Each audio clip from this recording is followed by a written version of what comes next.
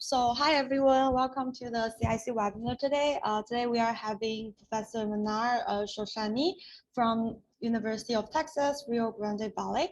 And before he starts his talk, let me give you guys a quick introduction. Professor Manar Shoshani attended the University of Windsor and completed his undergrad and graduate degree under supervision and training of Professor Samuel Johnson. And at there, he conducted his research on the stoichiometry and catalytic reactivity of noble and electron-rich multimetallic nickel complexes. And following his doctoral studies, he accepted a NSERC PDF fellowship and attended the California Institution of Technology, working in the laboratory of Professor Theodore Agalpe, and there he worked on several projects ranging from the identification of ligand scaffold to support the noble multimetallic complexes to the design of catalysis for the copolymerization of polar and nonpolar offlinks. In 2021, he works as an assistant professor in Department of Chemistry, poised to uncover modern solutions in sustainability through the design and synthesis of catalysts equipped to convert raw materials, which is carbon dioxide, oxygen, hydrocarbons, to value-added products. So today he's going to give us a talk on the Phosphine-Phenoxide nickel catalyst for ethylene acrylate copolymerization. And let's welcome Professor Manar Shoshani again and enjoy his talk. All right, thank you so much for the intro. Let me go ahead and share my screen.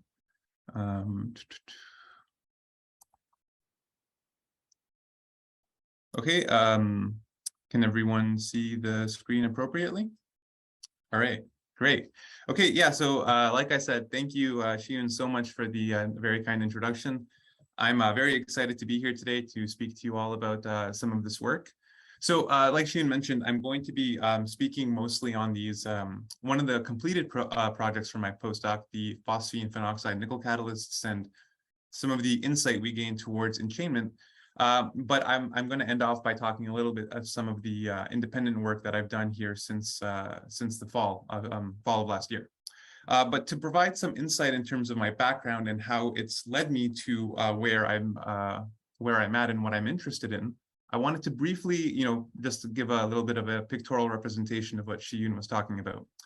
And really in my graduate work, focusing in on work with cooperative metal centers and nickel hydride clusters, and trying to gain insight towards catalytic transformations pushed through by cooperativity, including catalytic hydrogen deuterium exchange of arenes, and looking at more examples of drastic reactivity, including carbon-carbon bond cleavages of olefins.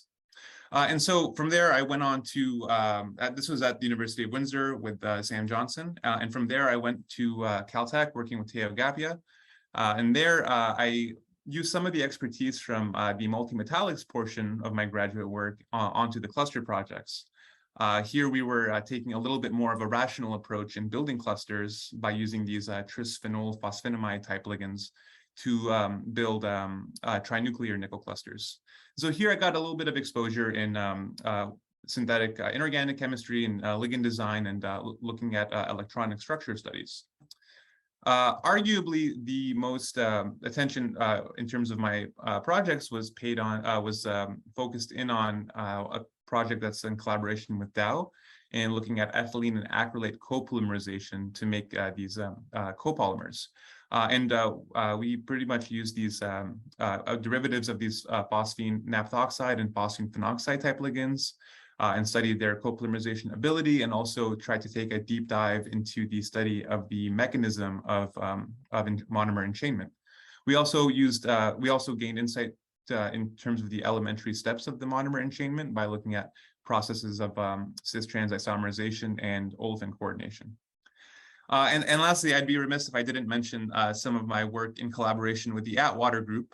This was just done in the, I guess, last few months of my postdoc, where we focused on building an integrated reactor in conversion of carbon dioxide to alpha olefins. Here we were focused on using electrochemical CO2 reduction towards ethylene, and then my portion of the project really was using these known phosphino-enolate nickel complexes to then take in ethylene and convert it to alpha olefins. And so a lot of the project was focusing in on identifying conditions in which that were conducive to make the alpha olefins under this process. But like I said, this was just in the last few months of my postdoc. But so for today's talk, we're going to be focusing primarily on these identification of elementary steps of monomer enchainment. And so just to start off in terms of why we're interested and the motivation behind the work, functional polyolefins have seen a growing interest in terms of their usage over the past 2 decades. And this is owed to their unique and marketable properties, such as printability, paintability, toughness, amongst many others. So one of the more common co-monomers of interest as of late has been these ethylene acrylic acid or ethylene methyl acrylic acid type copolymers, which can exist as ionomers with ions throughout the copolymer. And so these are useful given their clear and strong packaging, and they have pretty diverse usage in terms of the transportation sector, construction sector, photovoltaics, as well as others. And in terms of the synthesis of these copolymers, generally in industry, these are done via radical polymerization. And this is the case because they're able to incorporate a high degree of polar monomer into the copolymer. And however, though, there are some drawbacks here. They generally form highly branched microstructures, and the process generally requires harsh conditions, and you have a poor degree of control. So to try and address some of these issues, groups have tried to develop coordination polymerization type catalysts, where trying to take advantage of the documented ability to incorporate, to have a high degree of control over the microstructure by tuning the catalyst design, as well as the usage of just mild conditions for this to happen. No, I'm using this gray sphere to denote the polar functionality of the polar monomer. But some of the challenges here is that when we generally think about some of these olefin polymerization catalysts, the group 4 complexes of the group 4 metals come to mind.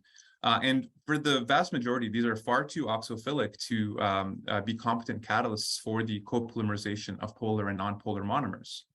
And so to try to circumvent some of these issues, a lot of the group 10 complexes of the group 10 metals have been more popularized given their higher degree of functional group tolerance.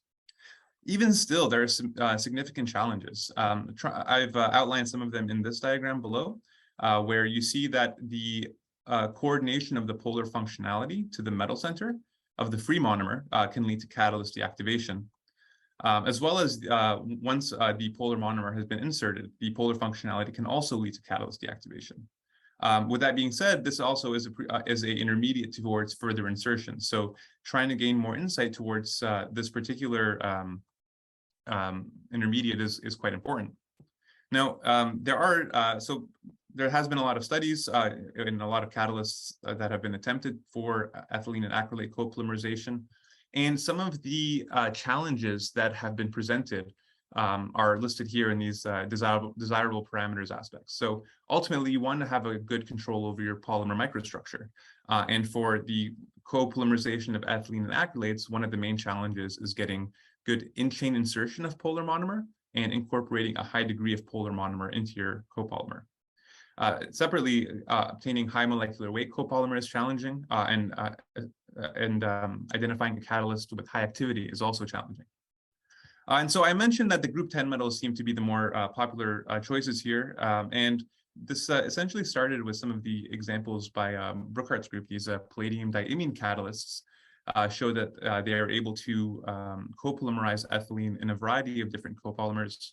However, the challenges here is that branched copolymer were produced and they're generally chain end insertions. And since then, there's been a series of different examples that have been illustrated in the literature. The electronically asymmetric ligand scaffolds seem to dominate this as of late, including examples of phosphine sulfonate type complexes, phenoxycarbene type compounds, and bisphosphine-monoxide type complexes. But the premier type catalyst seems to have be these phosphine-phenoxide type catalysts. In a study from a few years ago, they were able to show that this catalyst produced linear copolymer with in-chain insertion and moderate incorporation. Now, of note is that these aryl groups feature these 2,6-bismethoxy groups, and these have been shown to be integral in incorporating a high degree of polar monomer. And so that's something that was quite interesting to us, and had us thinking about modulating the other side of the ligand in terms of bulk. So we can think about these phosphine ligands as being quite sterically demanding. So this is the same report here from a few years ago. And so this sphere denotes the bulk associated with the terbutyl group. And bulk around a metal center in terms of polymerization catalysts has long been known to help in terms of inhibiting chain transfer processes, and in terms of polar functionality, or rather polar monomer incorporation, it's thought to inhibit heteroatom coordination as well. And so we thought that modulating the bulk proximal to the phenoxide donor instead could be an interesting tactic to try to incorporate a higher degree of polar monomer. So together with one of my outstanding colleagues from the Agape group, Sam, who I can't say enough great things about, we made two varying ligands in which we were modulating the bulk proximal to the phenoxide donor. Sam made this POP ligand, which features the identical phosphine on the opposite side of the phenoxide, while I worked on this naphthoxide donor with this rigid 3,5-diterbutyl group at the 8 position here. So in both these examples, we increased the bulk quite substantially, ortho to the proximal to the phenoxide donor, but at the same time, the bulk is quite different. Here it's a substantially more rigid type of bulk, where here you have a lot of bulk, but there's free rotation around the PC bond. And so we were interested in examining the effects of these catalysts in copolymerization. And what we found, I can take you to the bottom of the screen here, is that the POP catalyst significantly outperforms the previous state of the art. And so it basically it is able to incorporate nearly double as much as the previous catalyst in terms of the polar monomer incorporation, while also producing high molecular weight polymer and being quite close in terms of its activity. Conversely, we see the PO-NAP catalyst also incorporates a high degree of the acrylate copolymer, but generally produces lower molecular weight copolymer. And so we were quite interested in examining why this is the case, and trying to learn more about these processes. And so Sam and I took to studies of monomer enchainment, in which we looked at ethylene and acrylate enchainment into these precatalysts. And what we found was that the K-obs value for enchainment was similar for both catalysts, the POP and the PO-NAP catalyst. However, the acrylate enchainment K-obs value was substantially different, about a factor of 4 between the POP catalyst and the PO-NAP catalyst. And so this corresponds relatively closely to the difference in terms of the acrylate incorporation. What we did find, though, is that the PO-NAP catalyst was actually quite good for trying to learn about some of these next steps.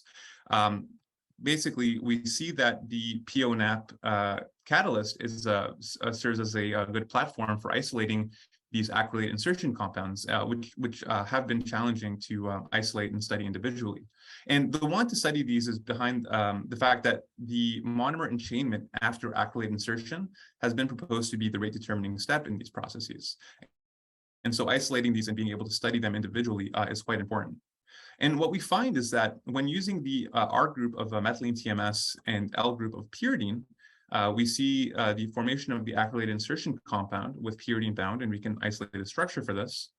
And when the R group is a methyl and we're using a weaker donor in lutidine, we actually see the formation of the four-membered, the formation of the four-membered chelate. So this is the auxiliary free donor. And so of note, we see 2,1 insertion for both of these compounds, but with this compound, which we'll call 1-CCO moving forward, we see the complete absence of any other donor or auxiliary donor rather. And so with this, we were interested to try to tackle some studies within the monomer enchainment. So computationally, it's been proposed that with these phosphine-phenoxide ligands, the enchainment is composed of 3 separate steps: a cis-trans isomerization, the olefin coordination, and the migratory insertion. So we were limited in before where the K-obs value that we obtain is encompassing all 3 of these elementary steps. So what we asked ourselves is if we're able to exclude auxiliary donors such as pyridine and lutidine, does this position us to observe the coordination of olefins? And so we quickly took the 1-CCO compound and exposed it to a excess of ethylene, about 4 atmospheres, with the hopes of seeing the 1-ethylene CCO. And I'm showing here a series of phosphorus NMR where we see 1-CCO at -80 shows up as 2 peaks, which we believe to be low energy conformers. Now, after the addition of ethylene, we see 2 new peaks grow in. One which we believe to be the 1-ethylene CCO, and one which is an unknown compound identified as compound A here. And so we wanted to provide some evidence that this is indeed the case of ethylene coordination. And so one of the steps we did was make this more stable nickel olefin compound, which is the cyclooctadiene inserted species. And we see at the same temperatures, we see a similar shift at about -17 ppm to that of the 1-ethylene CCO. So we then hypothesized that the addition of a stronger donor like pyridine should displace that of ethylene to form the 1-pyridine CCO. And this was to distinguish 1-ethylene CCO from an ethylene inserted compound. And so what we did was we took an equilibrium mixture of 1-CCO, 1-ethylene CCO, and unknown compound A, and we vacuum transferred pyridine. And what we find is the complete consumption of these 2 resonances, or of these 2 species, based on the diminishment of the resonances, and the formation of 1-pyridine CCO. And so this is compared to the independent synthesis of 1-pyridine CCO. So it does indeed show that the combination of all 3, when exposed to pyridine, even at low temperatures, forms 1-pyridine CCO. And so lastly, we wanted to provide a little bit more proof that this is indeed the ethylene coordination compound. And what we see when we add when we add carbon-13 labeled ethylene, is we see the carbon NMR that shows these 2 resonances that are carbon-13 labeled given their intensity, which likely correspond to the carbons of the ethylene given the low temperature symmetry here. And so we were pretty happy that we felt we provided ample evidence that this is indeed an ethylene coordination compound. And so now with this information at hand, we decided to ask ourselves, can we learn some of the, can we gain insight about some of the actual process that's quantitative here that we can use to learn about the olefin coordination at this step? And so what we started with was taking the 1-CCO compound and determining the thermodynamics of the opening of the chelate to coordinate olefins. And what we found was that we could use 1-ethylene and 1-hexene and observe the olefin coordination compounds. We were able to calculate a barrier of about 0.4 kcals per mole for ethylene, so quite low, and 1.9 kcals per mole for 1-hexene. And we hypothesized the substantial difference here is due to the sterics involved with 1-hexene. Now, importantly, acrylate coordination is unobserved in this, and so which isn't too surprising given the increase in bulk as well as the electron withdrawing nature of the ester here. And what we wanted to do as well was determine the thermodynamics of actual ligand exchange with ligands that are relevant to polymerization, such as pyridine. And so what we looked at was taking 1-L-CCO and determining the thermodynamics for 1-L' CCO. And so what we started with was trying to look at pyridine and ethylene directly, but we found that we couldn't observe the ethylene coordination in the presence of pyridine at all. And so we used lutadine as an intermediate donor to observe the coordination of lutadine, and then lutadine with ethylene to observe the difference there. And so with that, we were able to calculate the delta G of 3.3 kcals per mole. And this is all at temperatures that the ethylene coordination compound is detectable in, which is at -80. I should mention that the range that we are able to observe the ethylene coordination compound is between -70 and -90. And so we, once again, were not able to get experimental insight towards the acrylate coordination compound, towards acrylate coordination rather. And so for this reason, we sought out to look at computational studies to try to gain more insight. But what we wanted to do was essentially calibrate the computational method with our experimental data.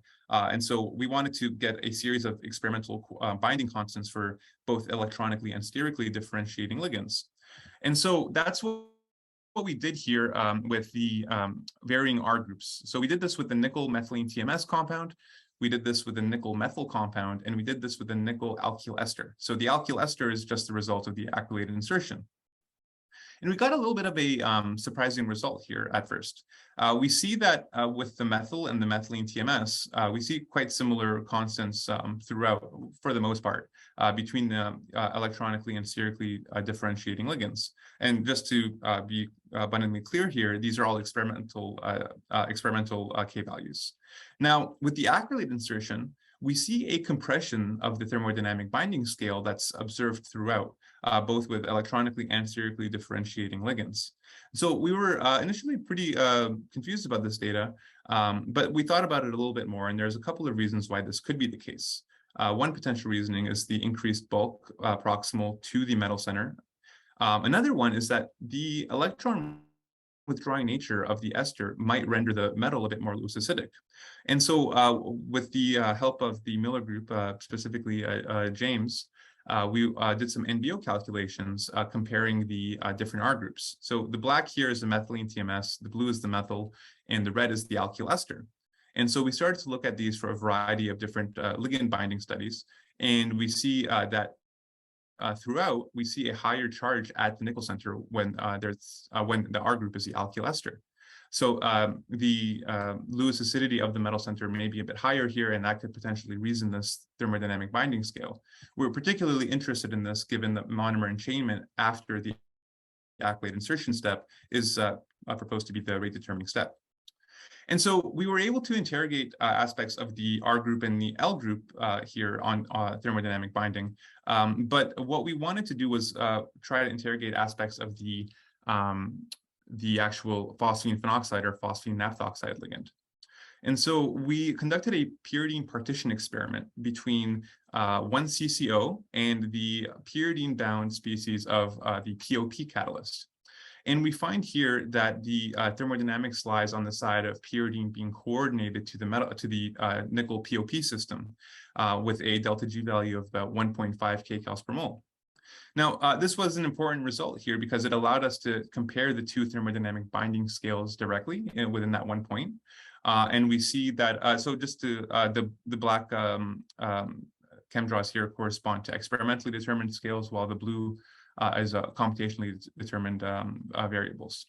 And so of note here is that the difference between the ethylene and acrylate for the POP system is orders of magnitude less than the difference between ethylene and acrylate for the PO-NAP system, which could indicate the propensity for this to incorporate acrylate to a higher degree than that of the PO-NAP system.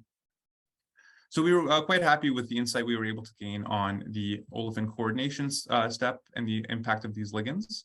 And so we wanted to learn more about the cis-trans isomerization. Namely, can we uncover a group that shows both systems, and can we learn about the mechanism? And also, what's the impact of the R group on the cis-trans isomerization process? So scanning the literature, there aren't too many examples which feature it. One very nice paper by the Lloyd-Doe's group shows that they're able to observe both cis and trans isomers when a secondary metal has been added. And in their report, they're able to show that the secondary metal interaction with the phenyl system is a key player in that. And so in our system, we don't have that type of variable, yet we're able to see that with the methylene TMS type R group with the triethylphosphine bound system, we're able to see both cis and trans isomers. So we can tell this by the large trans coupling that's observed here, and the smaller cis coupling. And so with this at hand, we thought to try and explore aspects of the mechanism here and see if we can gain data towards this. And three potential mechanisms that could be thought of here is that a dissociative style mechanism where triethylphosphine is dissociated, followed by a rearrangement and then reassociation of triethylphosphine.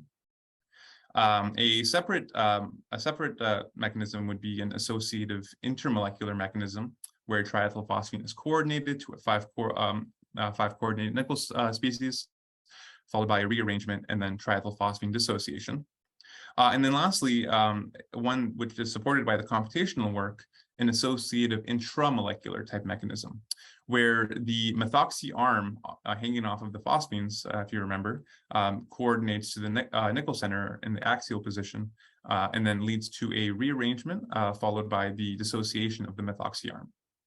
And so we took two NMR studies, namely a phosphorus XC experiment, just to look at the effect on exchange here.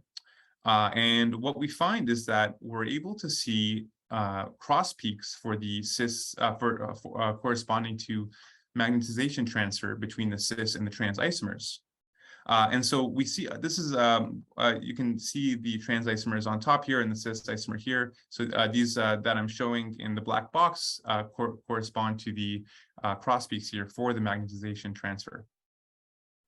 And so importantly, no magnetization transfer is actually observed with triethylphosphine and either of these cis or trans isomers. So triethylphosphine is right here, and we don't see any cross peaks with triethylphosphine for the cis and trans isomers.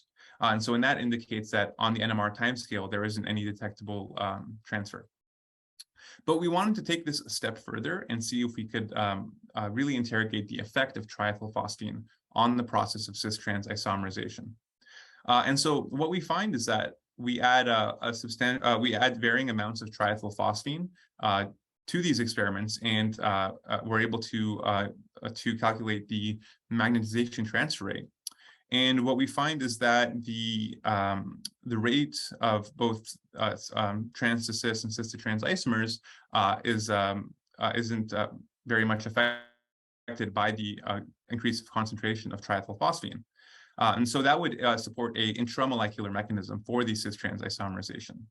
And furthermore, we see that the return rate is higher than that of the forward rate, which is in agreement with the majority of the species of the mixture being in the trans isomer. And so again, we wanted to interrogate the effect of the R group and looking at the R group on the looking at the varying R groups with cis-trans isomerization.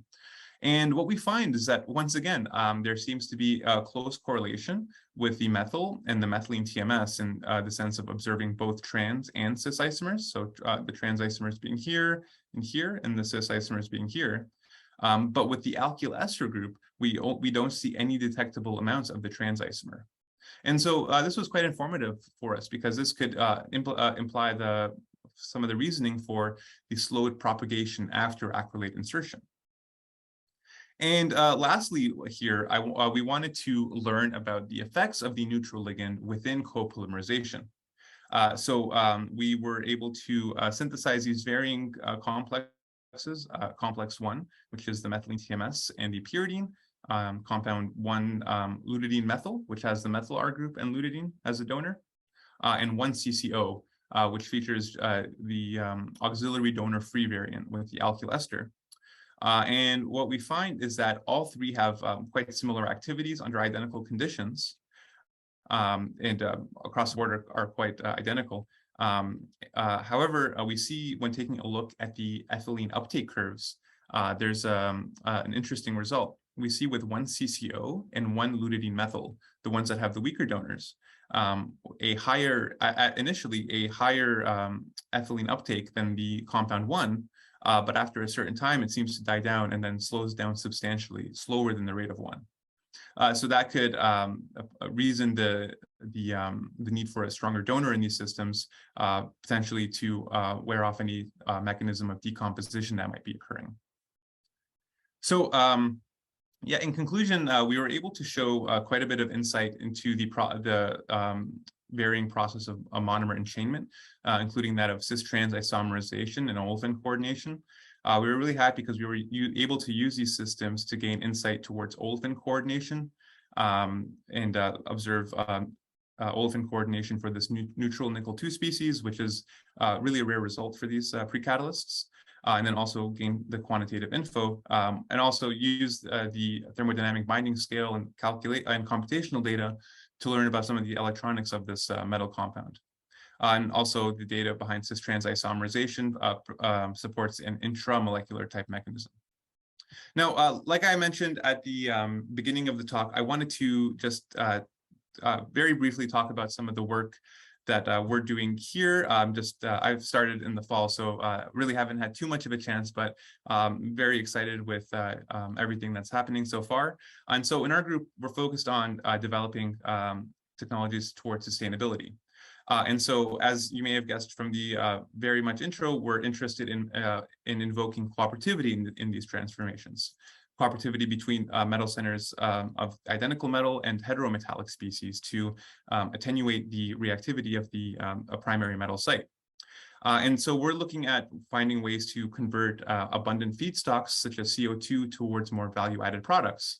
One of the, and as you know, a lot of these processes requires the addition of electrons and protons.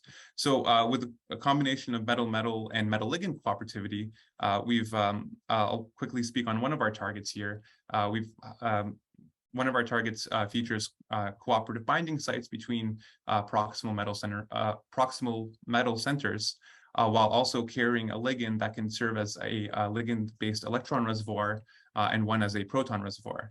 And so one of my very talented students, David De Los Santos, has been working on this project alongside Fernando Gonzalez, and we're really happy with some of these results so far. We've gotten some of these precursors, and we're ready to explore some of these, some reactivity and electronic structure studies. And we also want to tackle variants in which we can dress the periphery of the molecule to incorporate Lewis acidic metal cations with some of the active site of nickel iron CODH in mind. So with that, I have a very busy acknowledgement slide because of all the amazing individuals I've had the pleasure of working with. Teo is a phenomenal mentor. He's trained me to be a better scientist. Very privileged to have worked with so many great scientists at Caltech. I'm highlighting Sam here because he's like I said, I can't sing enough of his praises. He's a phenomenal guy. Very happy to work with many of the collaborators at both Caltech and at Dow, as well as the facility managers. And like I said, I'm very excited to be at UTRGV. I've got a series of really motivated and enthusiastic young scientists ready to take on some big challenges. And lastly, I'd like to, once again, thank you for the invitation and thank everyone here. And I'd be happy to take any questions. Thank you so much for the great talk. Let's open the question to the students first. So anyone has any questions, just raise your hand or just on yourself. Yeah, go ahead, George. Hi, that was a good talk. I have some questions about your work with your the investigation of the R group. Like you mentioned that you kind of calculate sort of like electronic NVO charges, right? I was wondering, you mentioned a lot about stereo effects. Have you looked into calculations? George, we cannot hear you. George has been having issues with his microphone. Oh. Okay, George will type his question. Somebody else maybe has a question while he types.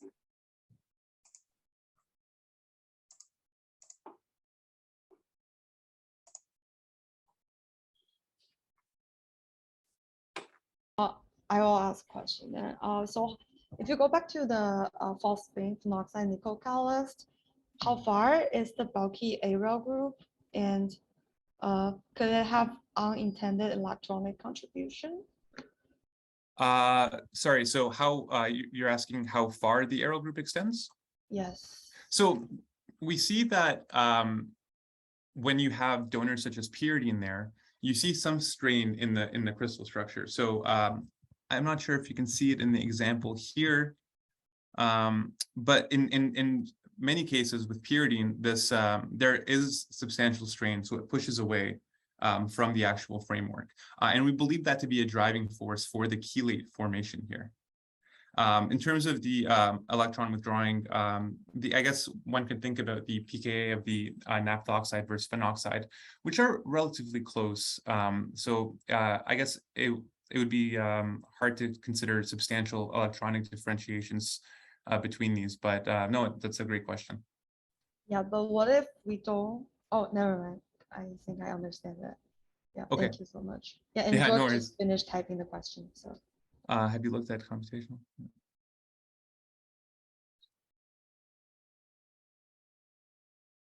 So if I'm understanding the question correct, we're looking at the impact of the R group so it's hard. It's a little bit hard to deconvolute. I mean, it's a great thing to try and understand. Let me just, it's a bit hard to deconvolute because we have these thermodynamic binding scales between these, and which are supported by the calculations, but we don't necessarily know where they are with respect to each other, right? These are, I guess, normalized in comparison to pyridine.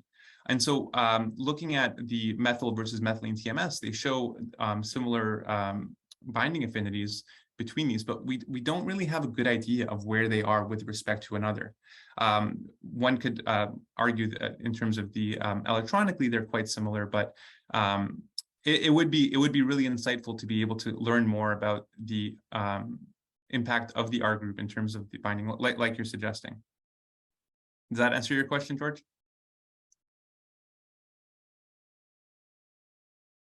All right, great. So any other students have other questions? If no, we are professors. If you have any questions, raise your hand or unmute yourself.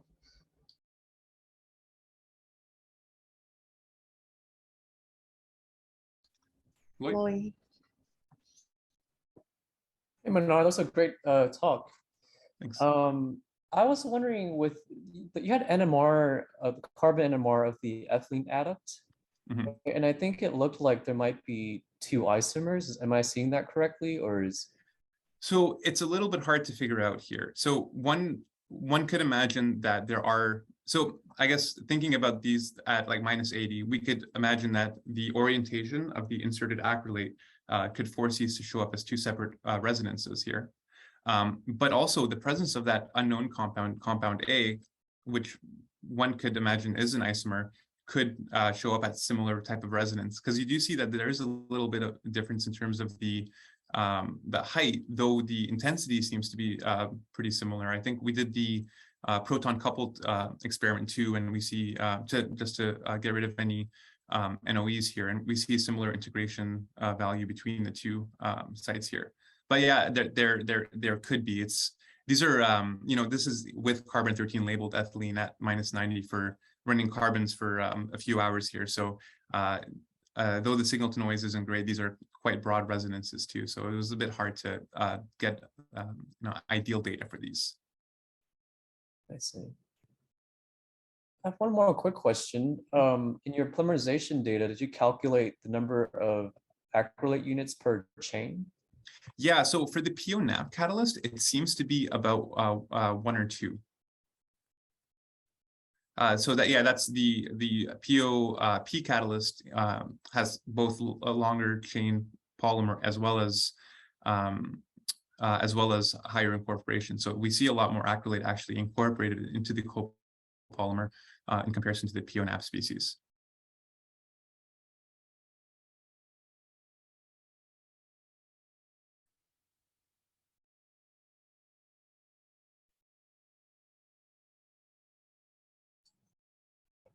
Hi, Manar. Thanks for the great talk. Thank you. Really very nice work. I really enjoyed the discussion of the mechanism for the isomerization. You demonstrated very nicely that the aryl ether groups are important to engage in that isomerization, which would then suggest that if you had something more basic in that position, it might isomerize even faster. So have you guys thought about replacing those methoxy ethers with like N-dimethyl anilines to see if you can get even faster isomerizations? No, that's a great point. I remember having conversations about that. I think when talking about these, we didn't go as far as to suggest the dimethyl variants, but to change the methoxy to a phenoxy type donor, which would allow easier electronic tuning and a bit more, I guess, slower rate. But that is a great point. Incorporating the dimethyl amino could would increase the rate of that cis-trans isomerization. I guess the question is that after that process is done, is there a effect on the acrylate copolymerization? Because in many cases, it's been proposed that the axial shielding is what helps with these nickel phosphine-phenoxide catalysts in terms of their resistance to higher concentrations of acrylate. So you want something that's, if it's too bulky, what you're saying is you don't get as much acrylate incorporation. Is that what you're implying? I think, with like most things, there's a bit of a balance to strike, but yes, that's the reasoning there. So what about a thioether? Yeah, yeah, a thioether could be interesting. Because then you have kind of similar, actually it's a little bit more sterically accessible because the bond lengths are longer. Bond lengths are further, yeah. But I bet you get a stronger interaction between the sulfur and the nickel, and I would guess that you would get a faster isomerization still. Yeah, that's a great point. No, that's certainly something to consider for these. No, that would be good because, like you're saying, you have a bit more flexibility there. It's cool. Thank you. No, great suggestions.